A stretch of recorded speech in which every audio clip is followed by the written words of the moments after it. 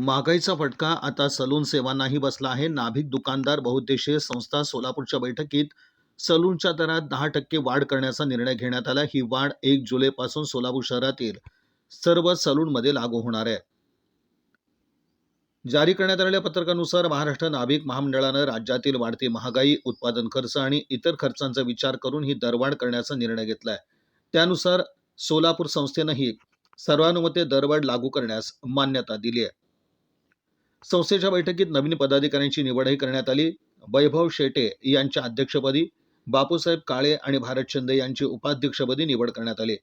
श्रीकांत राऊत सचिव, प्रभाकर भालेकर सहसचिव, प्रभाकर राऊत कार्याध्यक्ष, संतोष राऊत खजिनदार आणि सचिन चौधरी प्रसिद्धी प्रमुख म्हणून निवडले गेलेत.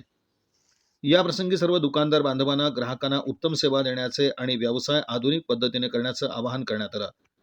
सुधारित दरपत्रक लवकरच सर्व दुकानदारांपर्यंत पोहोचवलं जाईल, असं सचिव श्रीकांत राऊत यांनी सांगितलं. 3 ते 3.5 वर्ष झालं आमचा भाव काय आम्ही वाढवला नाही. 2023 जानेवारी त्यावेळेला आम्ही 10 ते 15% वाढ केली होती.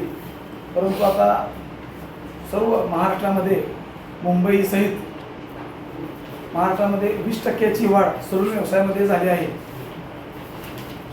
हे वाढ होऊन 1 महिना कालावधी झाला. आम्ही सर्व सोलापूर शहरातील नाभिकदार, चालक, मालक हे वाढ झाल्या अनुषंगाने सोलापूर शहरामध्ये 10% वाढ आम्ही केलेली आहे.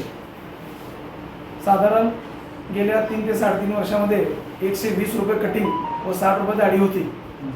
आता तो दर 10%नी 130 रुपये कटिंग आणि 70 रुपये दाढी अशा पद्धतीनं आम्ही 1 जुलै 2024 पासून घ्यायचं असा आमच्या संस्थेच्या माध्यमातून ठराव पास करून आम्ही हा दर चालू करणार आहोत. तरी सर्व दुकानदारांनी या दराचे व्यवस्थित दर घेऊन ग्राहकांना सहकार्य करावे.